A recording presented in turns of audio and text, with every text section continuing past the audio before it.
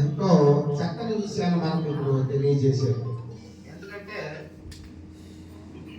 సాంప్రదాయంలో అనేక కోణాల్లో ఇప్పుడు మనలో మనమే ఒకరిని ఒకరు టార్గెట్ చేసి ఒకరు చెప్పే దాని మీద వేరే అభిప్రాయాలు తీసుకొచ్చి మాట్లాడే విధానము చాలా మందిలో ఉంది.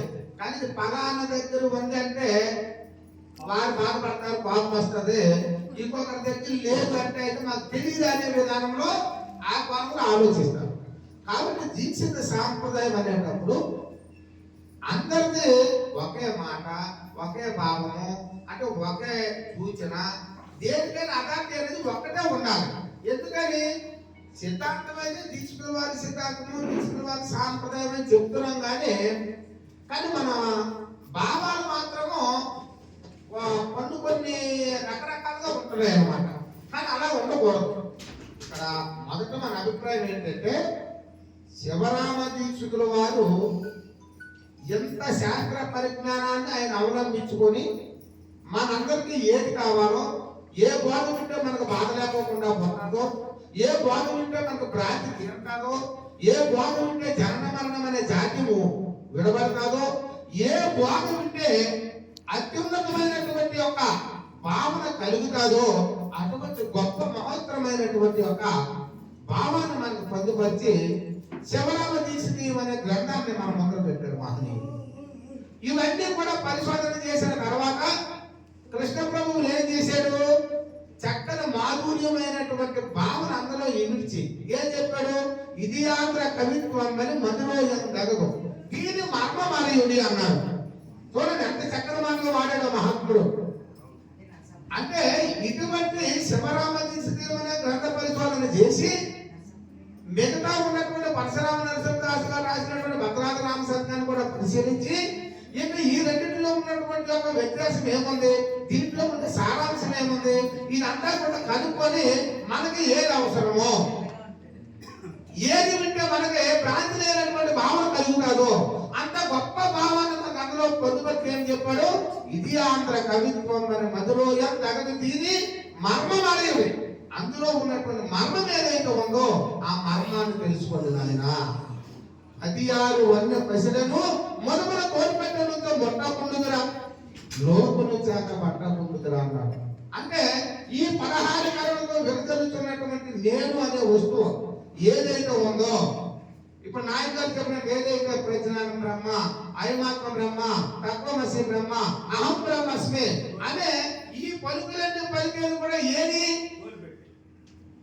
ఈ తోలుపెట్టులో ఉండి దానిని ఏదైతే పలుకుతుందో ఆ పలుకునే ఇన్ని రకాలుగా పరిణామం చెందించి దానికి మనకి చక్రపాణి నాయన గారు ఒక పద్యం కూడా రాశారు. ఏమన్నాడు? స్వారస్య కళలతో సంపు మీరిన దాన్ని ఎరుకమ్మ నా పేరు ఎరుగరమ్మా,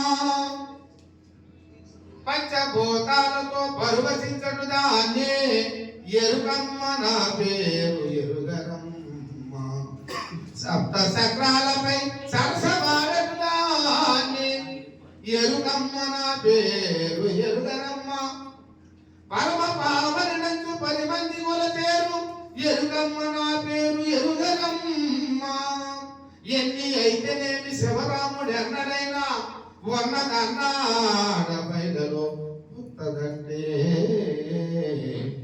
దండమిడిగారుకుంటాను ధరణిలోన కోట బోధను నించిన బోధలేదు. చూడండి ఇక్కడ 16 కళలతో వెలిగేదాన్ని సప్త చక్రాల్లో, అంటే ఈ ఆదాము నుండి సహస్రానం వరకు కూడా నక్షక పర్యంతము దినముకి 8,600 జపములు సేపు నడిచేదాన్ని కూడా ఏమన్నాడు? అది ఎరుకే. పరమ పావనందు 10 మంది కొలిసారు. ముక్తికాంతని, అమ్మవారిని, లక్ష్మీదేవిని, పార్వతీదేవిని ఇలాగ కొలిసినటువంటి దాన్ని కూడా ఏమన్నాడు? ఎరుకే.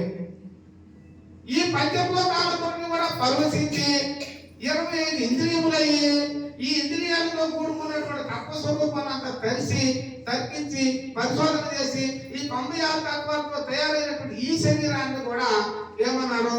ఎరుకే. ఇంకా పరమ పావనని, ముక్తికాంత అని ఇలాగే ఎన్నో రకాలుగా వర్ణన చేశాడు. కానీ వర్ణించడానికి గల కారణం ఏంటి?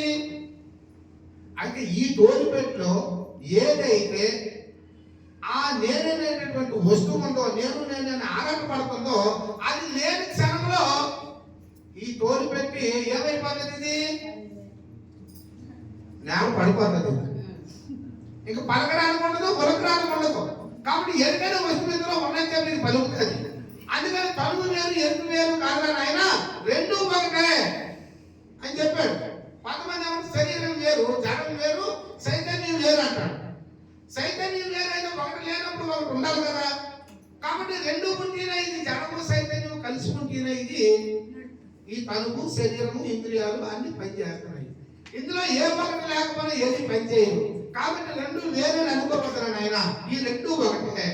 కాబట్టి అటువంటి దాంట్లో ఈ 16 వల్ల పసిలను మొదమన తోలుపెట్టిన మొట్టకుండుదరా, లోపలి చేత పట్టకుండుదరా అని ఆ మహాత్ముడు చెప్తాడు. ఎందుకు చెప్పాడని అంటే 16 కళలతో విరజల్లుతున్నటువంటి ఎరుక ఏదైతే ఉందో అది దీని అందులో ఉంది.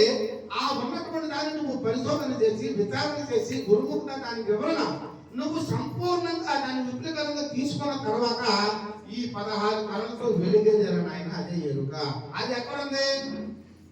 నీ కంటి అందున నువ్వు విచారణ చేస్తే కంటి అందునే ఉంది. దానికి ఏమంటాడు? కన్నుల రెంటికి నడుమని చల్లని బెలమందు తాకు సూచించుకుంటే అని చెప్తాడు. అది కన్నుల రెంటికి నడుమని ఎక్కడ భూమధ్య స్థానం అని ఉందన్నాడు. తర్వాత ఏమన్నాడు? పాపాలలో శుద్ధ స్పటిక సన్నిధమైన అపజ్యోతిని ప్రత్యేక ఆత్మ అని. ఇదే ప్రత్యేక ఆత్మ అనేది ఎక్కడో లేదు, నీ కంటిలోనే ఉంది. అదే ప్రత్యేగాత్మ, అదే పరమాత్మ అని చెప్పి కృష్ణప్రభు చెప్తారు. అయితే దీని అన్నింటినీ కూడా మనం ఏంటంటే విచారణ చేసి దీని పరిశోధనలో మనము ఏ వస్తువు ఎక్కడుందని నిగ్గి తేల్చడానికి మాత్రము ఇన్ని రకాలైనటువంటి భావాలు పరభావాలు మనం వాడుతున్నాం అంతే. కాబట్టి ఉన్నది మాత్రము అది ఇక్కడే ఉంది. అందుకే త్వరలో 9 గలమే, మరి ఒక నెలకిలోన మరణం 4. ఆ 4 ఏమని చెప్పాడు? ఎర్రది, తెల్లది, నల్లది, కర్రిది. దారాగ్రం ఉంది కలదొక్క చోటు. అది ఎరుకనే పులుగుండే చోటు నాయన. అటువంటి ఎరుకని ఈ పులుగుండే చోటుని దేని చేత తెలియమన్నాడు? గురుబోధన గొడ్డలు చెప్పుని. దీనికి ఒక గురుబోధన గొడ్డలు మాత్రమే పనికొస్తుంది. ఇతరమైనటువంటి ఏ బోధ కూడా పనిచేయదు. ఆ గురుబోధ ఏ గురుబోధ అయి ఉండాలి? అచల గురువు చెప్పేటటువంటి బోధ అయి ఉండాలి. ఆధ్యాత్మ గురువు చెప్పే బోధలు ఎన్ని ఉన్నా కూడా మనకి అవి పనిచేయవు. ఒక అచల గురువు చెప్పినటువంటి బోధ చేస్తే ఈ మరుపులు నువ్వు కొట్టగలవు, కానీ ఆధ్యాత్మ గురువు చెప్పే బోధ కొట్టలేవు. అక్కడ ఉందరా నాయన. అటువంటి ఎరుక అలాగే దీంట్లో ఉన్నది. కాబట్టి ఇది తెలుసుకున్న తర్వాత ఆ తెలిసినటువంటి ఆ ఎరుక లేదు, ఆ తెలివి లేదు, ఇది తెలుసుకునేవాడు లేదు. ఇది లేదని నీకు ఎలాగ తొడమవుతుంది అంటే దీక్షితుల వారు ఆశాంతంగా మనకి దేన్ని అయితే పరిశోధన చేసి అందించాడో అందులో ఈ మూలము లేని ఈ గుర్తెరిగే శరీరము మొదటికే లేదని, ఏమీ లేదని, రోజుకి 3 కాలాలయందు 3000 సార్లు లేదు లేదు లేదు అని అనుకోమన్నాడు. అలాగ నువ్వు ఆరోగ్యం చెందితే, అలాగ అభ్యాసం చేస్తే నీకు గురువాక్యం దృఢమైపోయింది, కానీ లేకపోతే గురువాక్యం దృఢం కాదని ఆయన అంటాడు. శివరాత్రి వారు చూడండి ఎంత గొప్ప మహత్తరమైనటువంటి విషయాన్ని మనకి అందులో పొందుపరిచి అందించారు. కానీ దాన్ని మనం ఏంటంటే ఈ వేళ మనం ముందర పడితే అది వాళ్ళు ఏం చేశారంటే పంచభక్ష పరమాన్నాలు తీసుకొచ్చి మాకు ఇస్తరులో వడ్డిస్తే దానిని మనము తినడానికి మనకి బద్ధకమైపోయింది. కాబట్టి అది తినగలిగే మనకి ఆలోచన వచ్చింది అనుకోండి, మనకు అదృష్టవంతులు ఎవరు ఉండరు. కాబట్టి అంత గొప్ప మహత్తరమైనటువంటి సిద్ధాంత గ్రంథాలు మనకి ఇచ్చారు మహాత్ములు. దాంట్లో మనం ఒకసారి కన్ను తెలిసి పరిశోధిస్తే ఇంకా మనకు తెలియని విషయం అంటే ఏది ఉండదు. జై బలో సద్గురు స్వాముల వారికి.